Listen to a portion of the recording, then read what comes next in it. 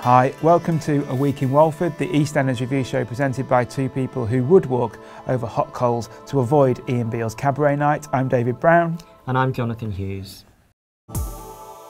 This week's headlines: Mitch is tailor-made. Ian's epiphany. And is Cat dead? No. Well, I really enjoyed the debut of Mitch Baker this week. I thought he was a great addition to the Taylor family, didn't you? I absolutely loved him. I think it was my favourite thing this week. Yeah, me too. Really interesting. It's the first of the dads of Karen's 96 children that we've met. So it's taken a little while. What's good about the Taylors is they've come as a blank canvas, a bit like the Jacksons did back in the day. That you had a kind of a single mum with loads of kids, loads of different dads, so they can sort of pick and choose the timing of when to bring one of the dads in. So yeah, I thought that was quite interesting. You can kind of go anywhere with who the dads are, really, can't you? There's lots to explore, as we found out. And it really does kind of flesh out the backstory, as you say. When the Taylors came in, they were so kind of big and loud and bombastic. It's taken up to now, really, for me to warm to them properly, because they're now kind of pared down a little bit, you know what I mean, in terms of the tone. Less noisy, but it resonates more. I think so, because you found out a bit more about what Karen's been through. You know, she had this awful experience with Keanu's dad. She was in intensive care. Keanu's dad's in prison. So once you found out a bit more about it, about the background, yeah, I agree with that. I think it doesn't make them less interesting. In fact, it makes them more interesting. Definitely. And less one note. I do feel like the writers have worked on this, because I think the reaction when they came in, like you say, they were too broad. I don't think people liked them. You didn't like them, obviously, because you've just said that. I didn't. I didn't like them either. Now I do. But I just felt like Mitch was the missing piece in a way. And Roger Griffiths, the actor who plays Mitch, his dialogue just had a real kind of realism to it. Really loose, it felt a bit improv-y. I think him and Lorraine Stanley worked brilliantly together. I totally bought them as a couple. Yeah. I wonder if they've worked together before, just because that chemistry was fantastic. But yeah, he was chucking in stuff, wasn't he? You could tell. Very much. There's a bit with Kim, wasn't there? A bit where he kind of eyed up Kim, was it? Oh yes, yeah, that was very funny. Yeah, he was very good. We like him. Yeah. And an addition really to the Keanu mispronunciation saga, which we've noticed, because Phil calls him Keanu. Keanu. And what does Mitch call him? I heard him say Keanu. Like quick, Keanu, like piano. Yeah. Keanu. Nanu. Keanu. Why can no one... and Karen called him Keanu or something. Karen's done it. Like, his own mother's mispronounced his name. Yeah. Why is this happening? This continues. Our theory is that Phil Mitchell was telling people to say Keanu's name differently because he couldn't get it right. Just wait till Dot tries to pronounce it. She's going to call him Cornetto or something. I will have that Cornetto fix me car, or whatever it's called. She still calls Mr. Mahmood. Yeah. Well, so where will this end?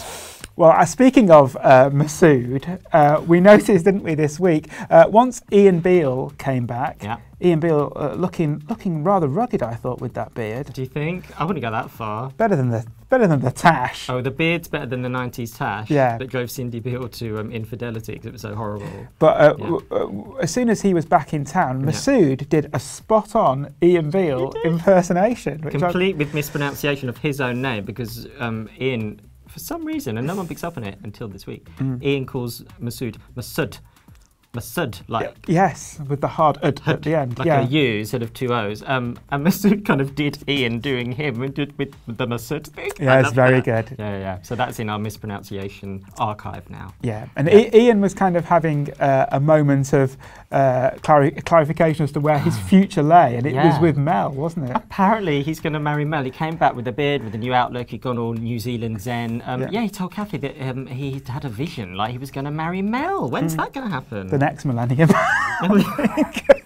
The year 3000. Yeah, because basically it's a choice between Ian and Jack Branning, who is now starting to dress like Danger Man from the 1960s. That's one for the teenagers for you there. Look it up, kids. Google that. He's got the roll neck pullover and the sports jacket.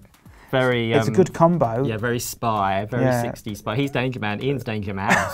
So he doesn't stand a chance. Even we can see the choice between Jack Branning and Ian Beale is not a difficult one. No, but there you beard go. or nay. I don't like the beard. I can't believe you sort of got into the beard. I think it gives it an extra dimension. Yeah, and it's not going to help you get Mel back. Sorry, Ian. Shave it off. Yeah. Forget Okay. it. Keep the beard, Ian. Okay, on to the final storyline of the week. This was Big Mo's reappearance in Scenes Just Joan on BBC One. Live, we're saying this live, yeah. So she's come back to Walford and she's got a bombshell for Stacey. Cat is dead. Stacey's obviously not seen the BBC One promos, this week's Radio Times. Oh, yeah. You know, it's all kind of passed her by. This is a strange cliffhanger, isn't it? Because everybody knows that Jessie Wallace is coming back to EastEnders. This was announced with great fanfare at Christmas. It's 3 months later. Yeah, everyone knows Kat's back, so it's a bit of a rubbish cliffhanger, really, because perhaps there are some people in the world or in the universe. I'm thinking the only people who might not know that Kat's coming back is people who are working on the International Space Station, perhaps. Yeah, or people who are like survivalists in wood or something. They hide in a bunker Yeah. with bottled water in case the apocalypse, or like Gimme Schmidt or something. They're hiding away. That's right. Yeah, cults who hide in the woods might not know Jessie Wallace is coming back. Yeah, so some people might. Who else? Other soap characters who are currently out of the loop, maybe. You know, Tegan in Hollyoaks, she's been in a coma for quite a while since Duncan from Blue, tried to strangle her. Yeah. She might not know. She might have not seen Radio Times. Exactly. Or Rebecca from Emmerdale, she's forgetting things every 5 minutes, so she might have to constantly be retold that Cat is coming back. So Big Mo's done her a service, really, there, hasn't she? Victoria and Robert are like, no, do you remember? Cat's back. She's back. They announced it at Christmas. Yeah. Yeah, so spoiler alert, Cat's not dead. Yeah, well, can join us in 7 days' time to see Cat's miraculous resurrection. We'll be back with another week in Walford.